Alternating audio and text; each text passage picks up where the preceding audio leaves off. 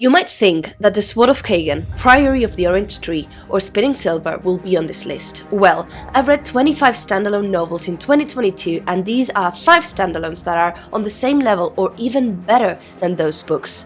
And make sure to stick till the end because my 5th recommendation will be a standalone I've rarely seen anyone talking about. In the top 5, a book from an author that I did not know before, and that it's outstanding, Nettle and Bone. It starts like this. The trees were full of crows and the woods were full of madmen. The pit was full of bones and her hands were full of wire. It's adventurous, dark, funny, almost light-hearted. It's very short, under 300 pages, and honestly it's the perfect book to get you out of a reading slump because so many things happen. Leans a little bit towards the plot-driven side. There's a lot of banter with the characters, there's the family found vibe, there's also this growing up story, this proving that you're worth your value, and this story will set in this medieval forest kind of vibe. We will have this kingdom that it's trying to avoid war, and in order to do so, one of the princesses has been betrothed to this king. However, things are not as we might expect, and therefore we will follow the story of our girl Mara. She is not the girl that is betrothed. This is not the story, and you know, she's fine with that. She believes herself to be inconsequential. She does not really believe herself capable of the intrigues of the court, and therefore she has been laying low her whole life. But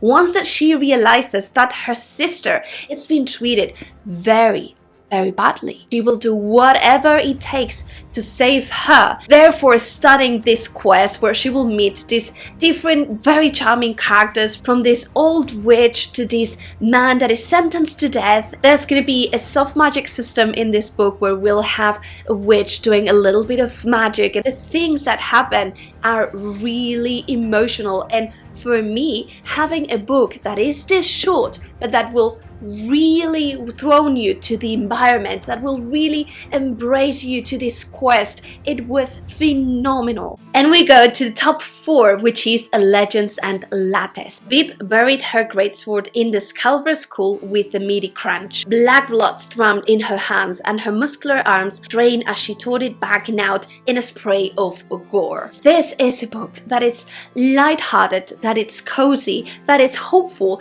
that it's really easy to read. It's a little bit slow paced, but there's going to be this blend between plot but also the development of our character Vib. She has a desire, a dream. She wants to open a coffee shop in this land. The thing is that she is an ogre and she has had this warrior's life. Therefore, it's a little bit complicated for her to just forsake her whole life. But when she does so, she will start anew with the help of this special gem that will tell her some things in order to get things right. And what we will see here is the development of that dream. We will see different characters here and incubus. There's also this character that will be baking cinnamon rolls, and overall it's a book that will embrace you, the perfect palette cleanser. And we go to the top 3, and this book I would never ever expect it to be as good for me as it was, and it is Sorcery of Thorns by Margaret Rogerson. Night fell as death rode into the great library of Summershaw. It arrived within a carriage. It's very adventurous, mysterious, at times dark, but at the same time light-hearted, funny, humorous. It has this perfect blend between a character and a plot-driven story, but the pace, it's super fast. Every time there are a lot of things happening, it actually leans a little bit more towards the plot side, but the characters, oh my god, they are so phenomenal, so different, and we'll have this story that it's perfect for lovers of books because our girl Elizabeth, she works in this library and she takes care of the different books, the grimoires, because those books can come back to life, they can be evil, and one night something terrible will happen that will put her on the flea and taken care of by this sorcerer called Nathaniel and his demon Silas. In this world, the magic, it's drawn from the demons. It seems that in order for these sorcerers to become powerful, they need to bond with the demons, and there's always this sense of, is this character good or is it bad, and how bad is it? And this demon, it's able to lend part of those powers, but this demon needs to be awaked, and our girl Elizabeth will panic when she realizes that she will need to travel with Nathaniel. Honestly, the relationship between Nathaniel and Silas, so sorcerer and demon, was outstanding, and I still find myself cracking around some elements that were talked about. The other thing that brought it to the top 3, it's the ambience, because there's this almost gothic elements. We'll have this gargoyle, it's this library with candles surrounding it, this castle. There's so many good things here. In the top 2, we have a book that I thought I was gonna hate, that I thought it was gonna burn me alive, and in part it did, but I honestly loved it so much,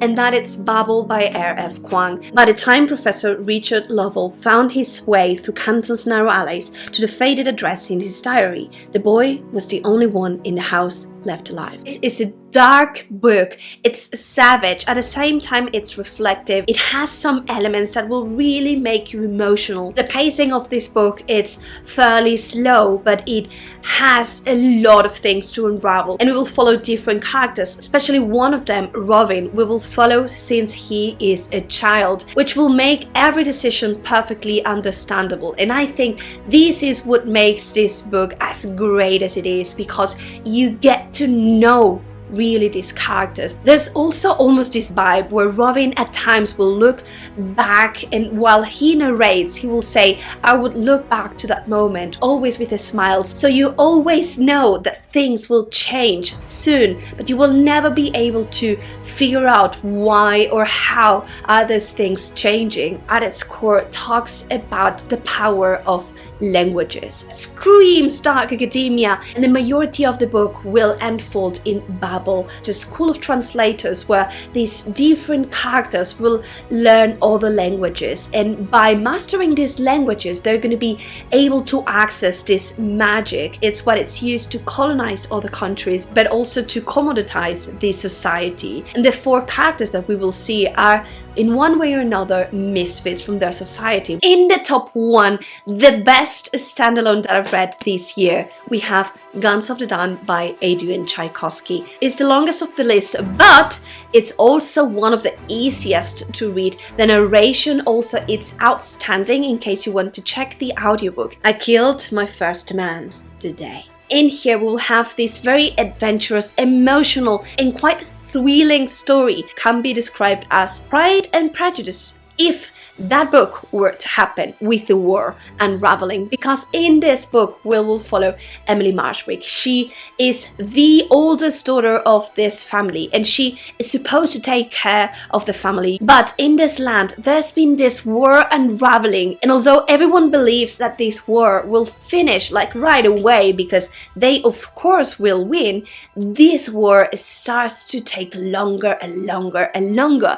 Therefore one day our girl Emily will be also drafted to war, and things with Emily are not as expected because she will start to realize that war, beyond who is right and who is wrong, it's always bad. We will see the consequences, and we will have here a romance that is to die for. There's going to be this slow burn, this passion involved. There's no spice on it, but there's this consuming element. I was so enchanted by this book. There's this relationship of almost pen pals. They will be sending letters. Let me know down below if you have read any of these books or what has been your favorite standalone of the year, because honestly standalones are just making it so much for me this year. And if you want to see more top recommendations of the year, I will link here the top 5 standalones that I read last year that I really considered the best one.